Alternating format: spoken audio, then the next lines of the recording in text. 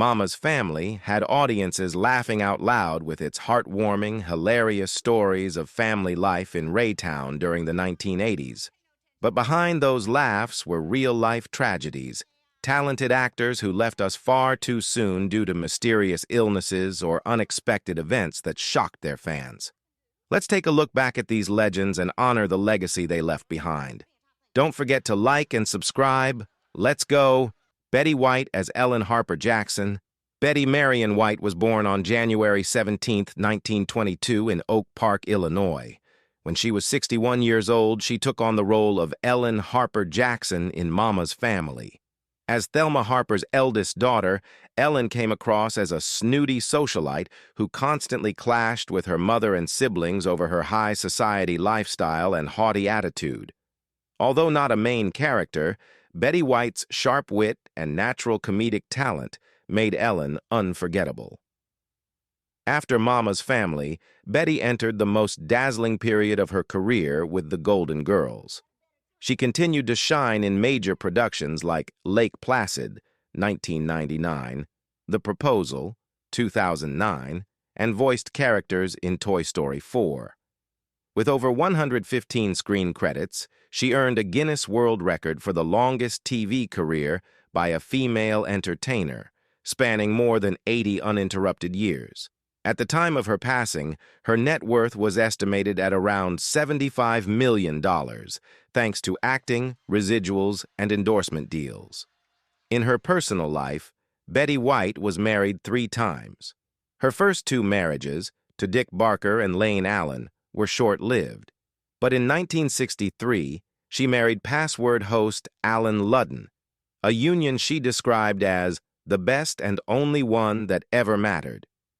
When Ludden died of stomach cancer in 1981, she chose never to remarry, once saying, "When you've had the best, who needs anyone else?" Betty had no biological children, but dedicated much of her life and wealth to animal charities, including the Morris Animal Foundation and the Los Angeles Zoo. At 99, Betty White continued to astonish the world with her sharp mind and boundless energy. But on December 25, 2021, she suffered a mild stroke. 6 days later, on the morning of December 31st, she passed away peacefully in her sleep at her home in Brentwood, Los Angeles, just 17 days shy of her 100th birthday. The world lost a legend, but her legacy lives on. Ken Berry as Vinton Vint Harper. Ken Berry was born on November 3, 1933 in Moline, Illinois. He became a familiar face to audiences as Vinton Vint Harper on Mama's Family, a kind-hearted, bumbling man caught between his overbearing mother Thelma and his lively new wife Naomi. When he took on the role in 1983, Ken was 50 years old. With his charm, gentle humor, and knack for playing the lovable fool, he made Vint an iconic character who brought lighthearted joy to millions during the show's 7-year run. Before Mama's Family, Ken was known for playing Sam Jones in Mayberry RFD, a warm-hearted role tied to classic small-town America. But it was Mama's Family that became his longest-running and most beloved television work. Vint Harper wasn't a high achiever or a hero, but his honest mistakes and tender moments struck a chord with audiences, making him a symbol of imperfect but genuine family love.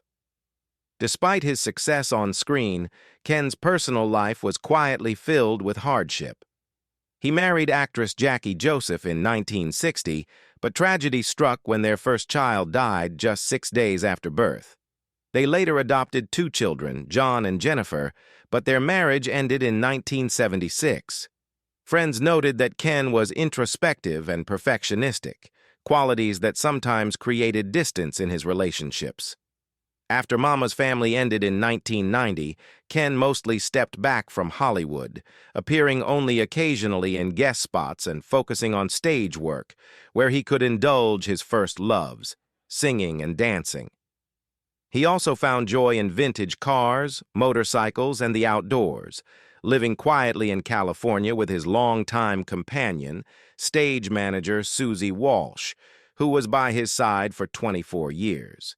His net worth was estimated at around $4 million, largely from residuals, touring theater work, and some low-profile investments. Tragedy continued to touch his life. In 2016, Ken lost his adopted son, John, to brain cancer. On December 1st, 2018, Ken Berry passed away at a Burbank hospital after battling heart complications at the age of 85. 2 years later, his adopted daughter, Jennifer, also died of natural causes in 2020, leaving fans with a deep sense of sorrow for the gentle, talented man who had brought so much joy. Rue McClanahan as Aunt Fran Crowley. Rue McClanahan was born on February 21st, 1934, in Hildton, Oklahoma. When she was 49 years old, she became known to audiences for her role as Aunt Fran Crowley in the sitcom Mama's Family, a tidy, anxious local journalist who often found herself flustered by the chaos of the Harper family. Fran was a subtle, contrasting piece to the fiery Thelma Harper, and the role allowed Rue to shine with her understated, satirical, and deeply human comedic style. This part became an important stepping stone, leading her to greater fame just 2 years later with The Golden Girls. After the first season, Rue left Mama's Family to play Blanche Devereaux, a man-crazy Southern belle, in The Golden Girls. The choice brought her immense success, earning her an Emmy and making her an icon of independent middle-aged women. Despite her career triumphs, Rue's personal life was full of turmoil. She married 6 times, each marriage beginning with hope but ending in disappointment. In her memoir, My First 5 Husbands, and the Ones Who Got Away, she admitted she was always searching for someone who could understand and endure the contradictions inside me. Rue's net worth at the time of her passing was estimated at around $5 million, mostly from royalties and her celebrated work on Broadway in shows like The Women and Wicked. Her first husband, Tom Bish, left her just a year after their son Mark was born, leaving Rue to raise him alone while struggling to land acting roles. The marriages that followed, to directors, producers, and businessmen, didn't last, partly because Rue was so busy, and partly because she was fiercely independent. She once described herself as a woman who liked to be in control, but always melted for love. In 1997, Rue was diagnosed with breast cancer. After aggressive treatment, the cancer went into remission. But in 2009, she underwent major heart surgery. Despite receiving attentive care just a few months later on June 3, 2010, she passed away at the age of 76 from a brain hemorrhage, an unexpected and heartbreaking loss for millions of fans. Barney Martin as Billy Field. Barney Martin was born on March 3, 1923, in New York. When he was 65 years old, he appeared as Billy Field in an episode of Mama's Family, a cheerful old man who loved to crack jokes and bring a bit of warmth to the Harper family's usual chaos. But behind his on-screen humor lay a life shaped by responsibility and the weight of his past. Before becoming an actor, Barney served as a New York City police officer for 20 years. From the post-war period through a time of rising crime, he witnessed violence, loss, and several near-death experiences. In his final years on the force, Martin admitted to battling insomnia and nightmares about the crime scenes he'd seen. Acting didn't come to him as a dream, but as a way to escape those haunting memories. He once said, "I didn't want to die without ever having tried to live for myself." Martin was also a lifelong smoker, a habit that started during his police years to cope with stress. Although he managed to quit in the early 1990s, years of damage had taken their toll, and he was diagnosed with bladder cancer after retiring from acting. In his personal life, Martin was a devoted husband. He lived with his wife, Kathleen Martin, from the 1940s until his death. They had one daughter, and he often turned down long-term roles that would keep him away from home too long. Above all, he prioritized family over fame. Sadly, Barney Martin passed away on March 21, 2005, at the age of 82, surrounded by loved ones. His net worth was estimated at about $1 million, modest given his contributions and the impact of his beloved role as Morty Seinfeld. Harvey Corman as Alistair Quince and Ed Higgins. Harvey Corman was born on February 15, 1927, in Chicago, Illinois. When he was 56 years old, he charmed television audiences in Mama's Family with two memorable roles: Alistair Quince, the satirical narrator of the show's early episodes, and Ed Higgins, the long-suffering husband of Eunice in episodes tied to the Carol Burnett show universe. Quince was a brilliant parody of classic anthology hosts like those of Masterpiece Theater, showcasing Corman's intelligence, self-deprecation, and rare comedic elegance. Behind the roaring laughter he inspired was a private life marked by quiet struggles and personal contradictions. His first marriage to Donna Ehlert lasted 17 years before ending in divorce in 1977. Close friends said Harvey often brought the pressures of work home. He was a perfectionist, prone to stress, and unusually serious off stage, sometimes even distant from his family. After the divorce, he rarely spoke publicly about it, focusing instead on quietly raising their two children and steering clear of media attention on his private life. That sense of isolation deepened when Corman left Mama's Family after its first season. Although he helped shape the series, he declined to continue when NBC canceled the show and it moved to syndication. Many insiders believed the real reason was the tense divorce between Carol Burnett and Joe Hamilton, the show's producer, which made the atmosphere backstage unbearable. As Burnett's longtime friend, Corman felt trapped and chose to walk away. Letting go of a project he had invested so much in was a painful blow, especially since he had directed over 30 episodes and was considered a quiet force behind the series. He found some peace when he married Deborah Fritz in 1982, but life never became completely calm.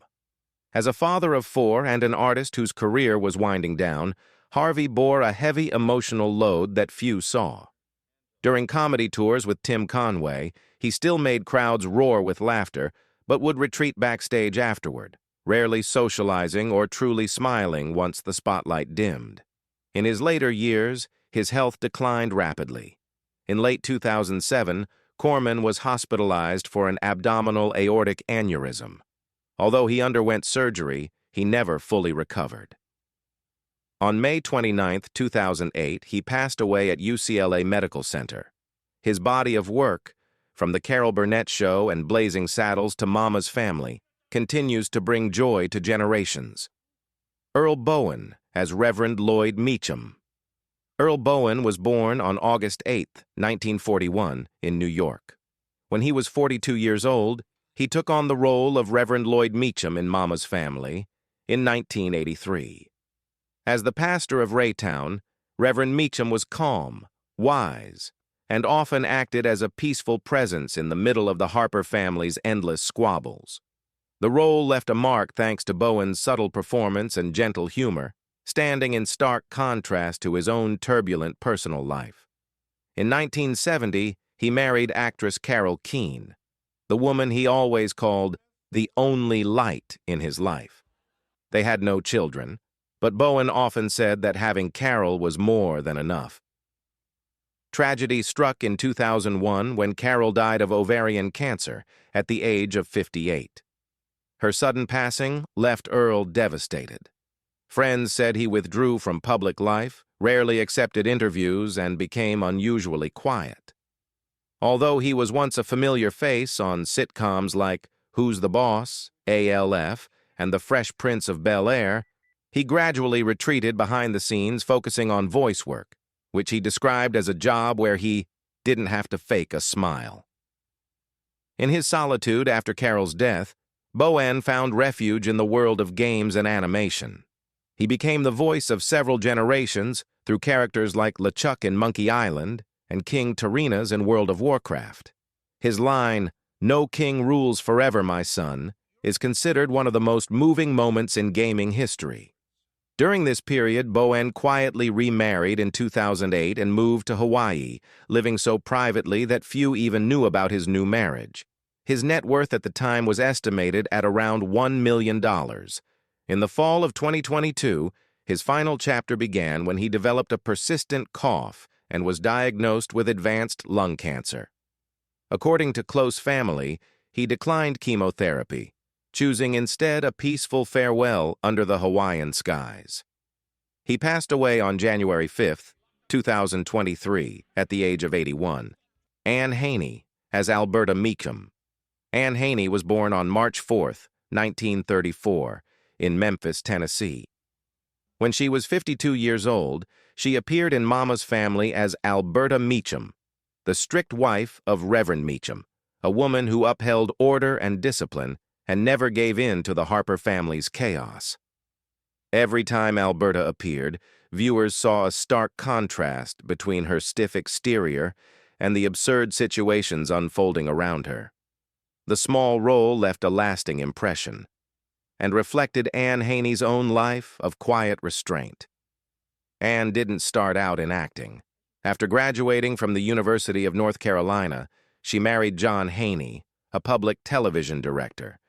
They had one daughter and lived a stable life in the American South. But everything changed on April 9, 1980, when John died suddenly after a serious illness. She was 46 at the time, and their daughter was about to leave for college. Haney later joked, "My husband died, my daughter went off to college, the dog got mange, and the maid quit. So I headed to Hollywood." Beneath that humor, however, was a deep plunge into the unknown. She sought out acting roles not out of passion, but because she had nothing left to hold on to. In the harsh world of Hollywood, Anne didn't have the advantage of youth or glamour. All she had was community theater experience and an empty heart. But with persistence, she won audiences over in small but mighty supporting roles. Her most notable parts were Mrs. Sellner in Mrs. Doubtfire, 1993, and Greta in Liar Liar, 1997, where she brought both laughter and bittersweet depth to characters who seemed trapped in their own boxes. During this period, Haney finally found financial stability, amassing an estimated $500,000 through steady work and side contracts. In 2000, after filming a guest role in ER, Anne began to feel unwell. Her health declined rapidly, and on May 26, 2001, she died of heart failure at age 67 in the home where she had lived alone for 2 decades, Richard Dawson as himself. Richard Dawson was born on November 20, 1932, in Gosport, England. When he was 51 years old, he appeared in Mama's Family in 1983 as himself, a charming, cheerful figure who symbolized the friendly, humorous spirit of television's golden era.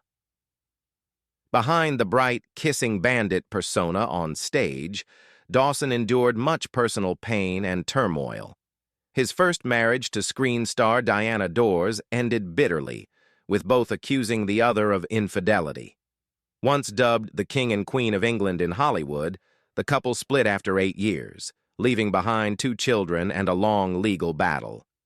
After the divorce, Dawson won custody of the boys, rare at the time, and raised them alone while juggling his demanding television career.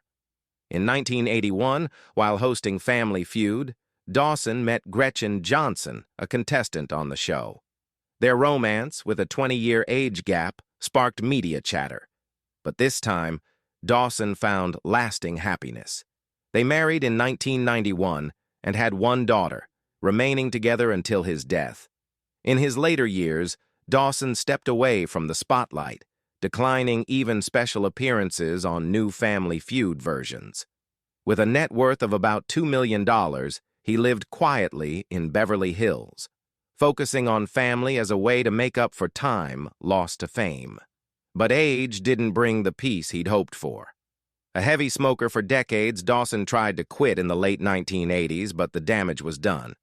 In early 2012, he was diagnosed with esophageal cancer. Just a few months later, on June 2, 2012, Richard Dawson passed away at age 79 in Los Angeles, a loss that stunned fans everywhere. Kathleen Freeman as Big Joan McCall. Kathleen Freeman was born on February 17, 1923, in Chicago, Illinois. When she was 64 years old, she appeared in an episode of Mama's Family as Big Joan McCall, a tough, loud woman who wasn't afraid to clash, especially with her burly husband.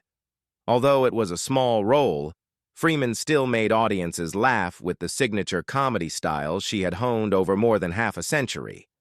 But behind that humor was a life she herself once described as professionally lonely.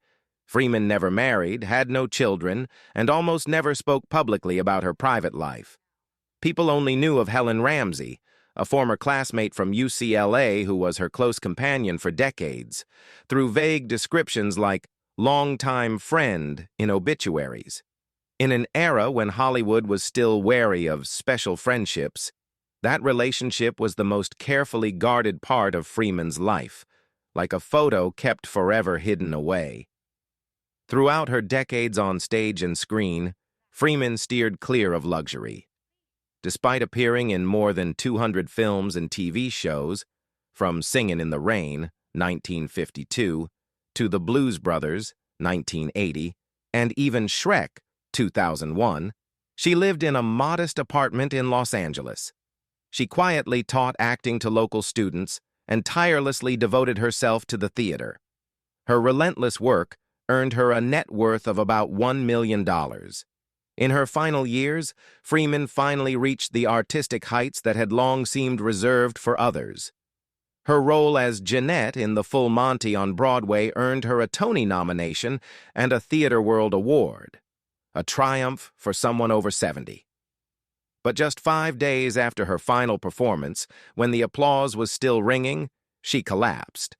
A late-stage lung cancer diagnosis had quietly drained her strength, and she died on August 23, 2001, in New York, before she could truly savor the recognition she had deserved for so long. Imagigene Koka as Gert Corey.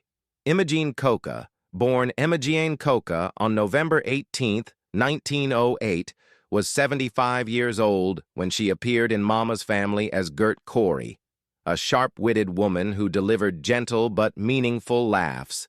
But behind those moments of comedy was a life marked by quiet loss, illness, and loneliness that followed her to the very end. Koka's life was filled with silent heartbreaks. In 1955, just a month after her mother passed away, her first husband, composer Bob Burton, also died suddenly after 20 years of marriage. Koka was devastated. The funeral was held in near silence, and from that point on, she became increasingly private, retreating even as her career soared. It wasn't until 1960 that she opened her heart again, marrying actor King Donovan. They spent 27 years together until his death in 1987. 2 great loves, 2 painful goodbyes. With no children and no close family left, Koka spent her final years with only old colleagues and a few friends. In late 1972, a car accident severely damaged her right eye, shattering her cheekbone and injuring her cornea. A lengthy surgery restored her facial structure, but not her vision. From then on, she often wore dark glasses to hide the eye that could no longer see, a painful symbol for the gaze she had once used to observe, mimic, and make people laugh. Yet she never complained. In 1978, at age 70, she returned to Broadway in On the 20th Century, a courageous artistic comeback in the shadow of declining health. In her final years, Koka battled Alzheimer's disease. As her memory faded, she still tried to appear as a guest on shows like Moonlighting, even earning an Emmy nomination, proof of a talent that wouldn't fade. But eventually, forgetting co-stars' names and getting lost on the way to set became common. She lived quietly in a small house in Westport, Connecticut, spending much of her time by the window, no longer remembering who she once was. At her peak, Koka's net worth was estimated at about $1 million, not huge by Hollywood standards, but enough for her to remain independent until the end. She passed away on June 2, 2001, at the age of 92. Nicholas Worth as Big John McCall. Nicholas Worth was born on September 4, 1937, in St. Louis, Missouri. When he was 50 years old, he played Big John McCall in an episode of Mama's Family, a rude, gruff man who caused awkwardness and tension for the whole family. The brief but intense role was typical of Worth's screen image, menacing, unforgettable, and fierce. What few knew was that Worth paid a high price for that image. For decades, he was typecast in extreme villain roles, from a rapist in The Rape of Richard Beck, 1985, to a deranged killer in Don't Answer the Phone, 1980. These performances, which chilled audiences, also made Hollywood reluctant to cast him in anything else. Though Worth once said he was capable of much more, no one offered him the chance. His career remained stuck on the margins of fame. After Mama's Family, he continued with roles in Darkman, 1990, and voiced characters in games like Command and Conquer. But he never escaped the villain mold. The cost of staying loyal to his craft was old age marked by poor health and modest earnings. His net worth at the end of his life was only around $300,000. Worth lived in solitude. No wife, no children, no scandals, no glamour. A former paratrooper who served 3 years in the military, he later trained at Carnegie Tech and the Pasadena Playhouse.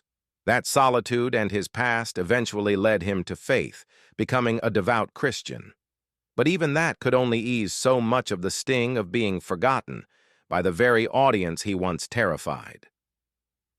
Nicholas Worth died on May 7, 2007, in Los Angeles, from heart failure at the age of 69. His passing drew little fanfare, just a few quiet tributes to a familiar face from 1980s and 90s cinema. William Windham as Woody Miller. William Windham was born on September 28, 1923, in New York. When he was 60 years old, he appeared in Mama's Family in 1983 as Woody Miller, a charming gentleman who brought humor and grace to the chaotic world of Raytown. But behind that polished exterior was a personal life filled with storms that few ever saw. In stark contrast to his easygoing on-screen image, Windham's real life was marked by inner turmoil.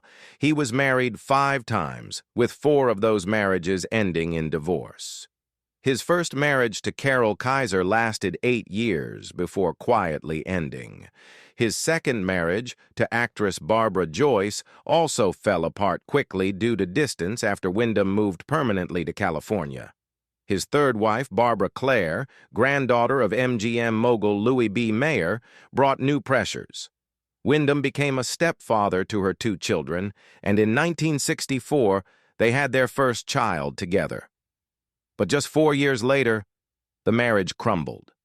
The fractures weren't just because of his demanding work schedule, but also his fiercely independent nature, which made family life difficult for him. When My World and Welcome to It earned him an Emmy in 1970, Windham was entering his 4th marriage, this time to Jacqueline Hopkins, who was nearly 20 years younger.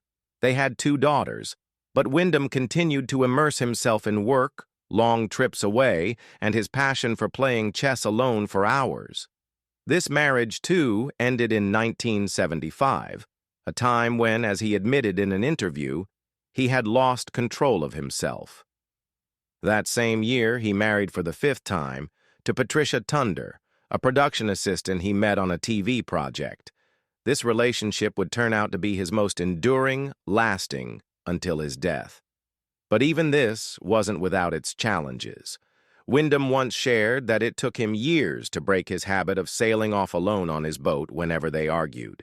In 1978, at 55 years old, he welcomed a son, Rebel, with Patricia. In his final years, Windham lived quietly in California, enjoying chess and sailing. But heart disease gradually took its toll. On August 16, 2012, he died at home at the age of 88 from congestive heart failure. His net worth at the time was estimated at around $2 million, most of it from his long career in television rather than film. The stars of Mama's Family left behind unforgettable legacies, though many departed under tragic circumstances. Which character from the series was your favorite? Share your memories in the comments and hit subscribe so you won't miss more touching stories about legends of the screen.